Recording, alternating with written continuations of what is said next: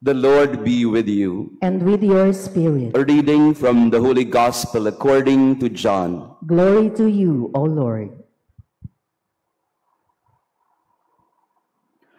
6 days before Passover, Jesus came to Bethany, where Lazarus was, whom Jesus had raised from the dead. They gave a dinner for him there, and Martha served, while Lazarus was one of those reclining at table with him.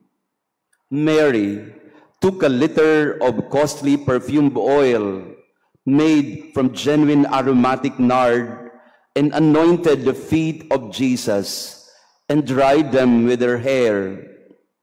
The house was filled with the fragrance of the oil. Then Judas Iscariot, one of his disciples, and the one who would betray him, said, "Why was this oil not sold for 300 days' wages and given to the poor?" He said this not because he cared about the poor, but because he was a thief and held the money bag and used to steal the contributions. So Jesus said, "Leave her alone. Let her keep this for the day of my burial. You always have the poor with you, but you do not always have me." The large crowd of the Jews found out that he was there and came, not only because of him, but also to see Lazarus, whom he had raised from the dead. And the chief priests plotted to kill Lazarus too, because many of the Jews were turning away and believing in Jesus because of him. The Gospel of the Lord. Praise to you, Lord Jesus Christ. Please be seated. Praise be Jesus Christ. Now and forever. Laudetur Jesus Christus. Semper laudetur. Magandang umaga sa ating lahat, mga kapatid. Good morning. Pakibati din ng good morning ang ating katabi, and also to our online parishioners. Thank you for being with us. Holy Monday. Pumasok na po tayo sa mga mahal na araw, sa Semana Santa, and we are now in Holy Monday. And we have a beautiful gospel reading today from John chapter 12, 1 to 11. And John gives us the setting of the story. The place is Bethany. If you've been listening to some of my explanations, Bethany is just 1, 2, 3 kilometers away from Jerusalem. And Bethany for Jesus is his rest house or stopover place, because this is the place of his closest friends, ang kanyang mga BFF, Lazarus, Martha, and Mary. Doon pa lang makikita mo na kung anong uri si Jesus, anong pagkatao meron siya. He was close to his friends, not just to his disciples. So the setting is Bethany, and the timeline is 6 days before Passover. Ibig sabihin, ang nangyari ngayon sa Ebanghelyo, bago ito pumasok si Jesus sa Jerusalem. So medyo bumalik tayo ng konti, several days before the triumphant entry to Jerusalem. And the atmosphere is one of a happy and party atmosphere, because for one, Lazarus is now back from the dead. In John chapter 11, they were mourning because Lazarus died, but Jesus raised him from the dead. So ngayon John chapter 12, nagdiriwang sila. Pinagdiwang nila ang bagong buhay na tinamo ni Lazaro. So they were having this party, this dinner, maybe in the house of Lazarus or Martha and Mary, or maybe in another place. But Mary, ano yung ginawa ni Mary? Kumuha ng 1 litro ng mamahaling pabango at ibinuhos lahat sa paa ni Jesus. At ang buong bahay, ang larawan ay, ang buong bahay ay napuno ng napakabangong amoy, filled with fragrance. 1 litro ba naman ang ibuhos mo eh? Na-imagine niyo po yung 1 litro ng pabango? Kayo po, sino rito ang mahilig magpabango? Yan, may ilan sa inyo na, di ba, ang mga pabango natin, ganyan ng kalalaki eh. Mga ilang, hindi nga litro ang ounce ang Kasi nga, maliit lang ang kailangan ng portion para bumango ka.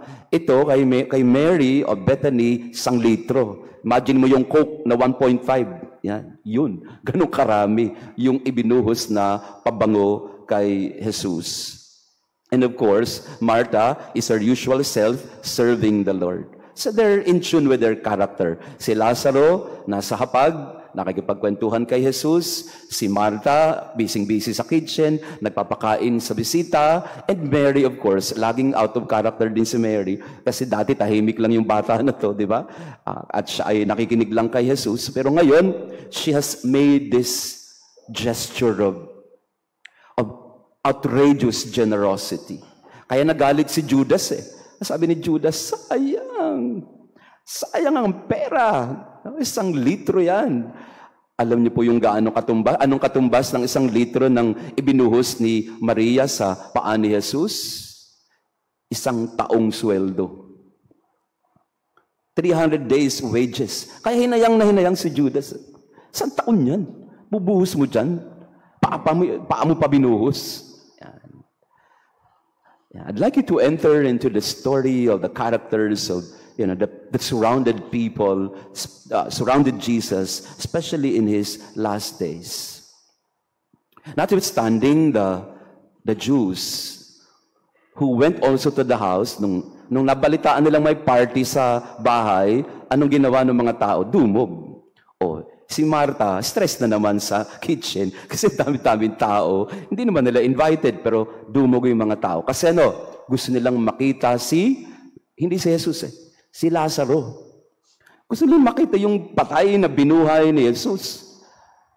At sa dami ng taong dumagsa sa Betania, dun nakapag-isip ang mga punong pari, mga religious leaders, sabi nila, delikado to.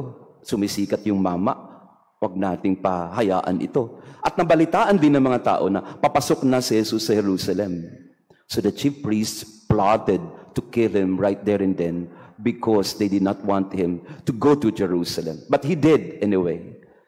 But they did everything they could in order to stop Jesus from taking over. Ikinuwento ko lang ulit, pero maganda sa Holy Week po, I would invite all of you, enter into the story. Don't just be a bystander. Don't just be an onlooker. Try to enter into the story.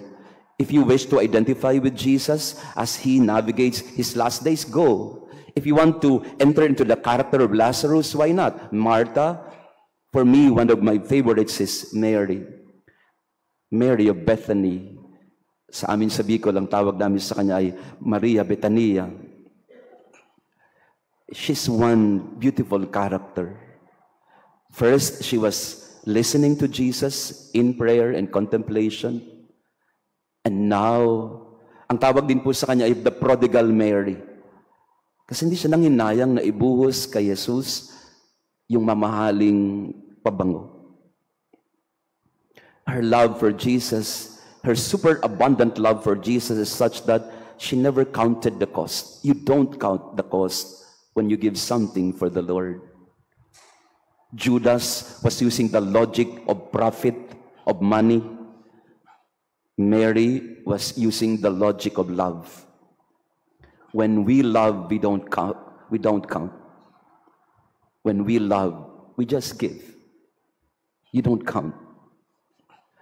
Kaya minsan pag nagbibigay tayo, tumutulong tayo, o kaya nagmamahal tayo, pag laging nagbibilangan, hindi totoong pag-ibig yan. Sa mag-asawa, halimbawa, kung lagi tayo nagbibilangan na, ginawa ko sa ito, o hindi, ginawa ko din sa ito, ginawa ko naman din sa ito, ginawa ko din sa iyo yan. Pag araw-araw, nagbibilangan tayo ng mga ginagawa natin sa isa't isa, hindi pag-ibig yun. Judas na pag-ibig yun. Kasi si Judas mahilig magbilang. Hindi natin sinasabi na masama mag-accounting, pero sa logic ng pag-ibig and the logic of love, you don't count the cost. You just love. And if you are to give, then give. You don't count.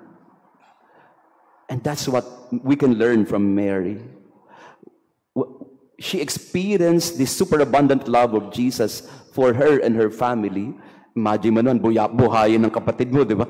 Buhayin ng kapatid mo kung hindi ba naman talagang puso mo ay nag-uumapaw sa galak at pagkapasalamat. Kaya siguro sa tuwa ni Mary, Lord, thank you. Binuhay mo yung kapatid ko. Thank you for raising up my brother. I'll do whatever, everything I could. Siguro yun na lang ang tanging kayamanan ni Maria kasi hindi naman siguro mayaman yung pamilya, but she gave it all for Jesus. In loving, there is this aspect of all. Bakit naintindihan ni Jesus yung ginawa ni Maria? Why did Jesus understand the gesture of Mary of Bethany? Kasi ang sabi niya nga, at sinabi naman na niya, Judas, huwag ka namang hinayang. Hinahanda lang ni Maria yung aking kamatayan. She's just preparing my burial oil. Pag namatay na si Jesus, sino ang gagawa nito? Si Joseph of Arimathea, tsaka si Nicodemus. But for now, it was Mary who was offering to Jesus her love. Brothers and sisters, what do you do for love? Do you count the cost? Do you always want something back? That's not love. Because love, as expressed by Jesus on the cross, is all.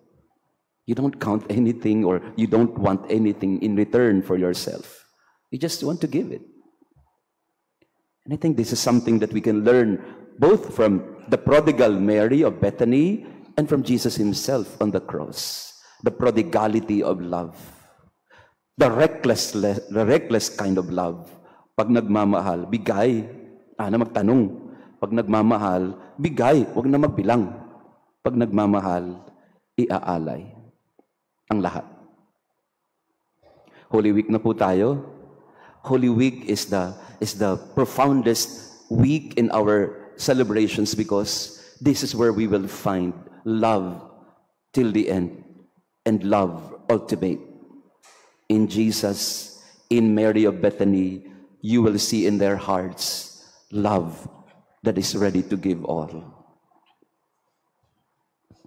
Praise be Jesus Christ. Now and forever.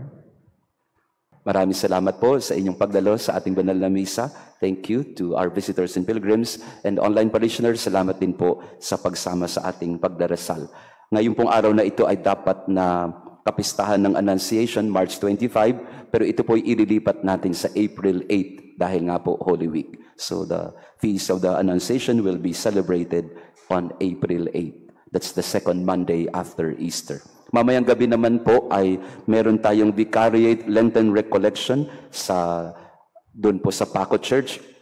Our speaker will be Father Rolando de la Rosa, OP, and siya po ang magbibigay ng Lenten Recollection, Lord, teach us to pray. So mamayang alas 7 po ito, Vicariate Recollection, Lenten Recollection. For those of you who have the time and interested po, you can go to Paco Church later. We welcome also our friends from NLEX. Alas 9 pa tayo, di ba? Yan. Pero meron tayong recollection din dito sa ating parokya ng alas 9 with our NLEX friends. Mga kapatid, Holy Week na po. Let's enter into the story of Jesus. Let's stay with Him. Ang dasal natin with Padre Pio ay, stay with me, Lord. Sa Holy Week, si Lord naman na nagsasabi sa atin na, stay with me, anak. Stay with me, kapatid. Let us journey together to the cross. The Lord be with you. And with your spirit. And may our loving God bless you and your family, the Father, the Son, and the Holy Spirit. Amen. Our Mass has been offered. Go in peace to love and journey with Jesus to the cross. Thanks be to God.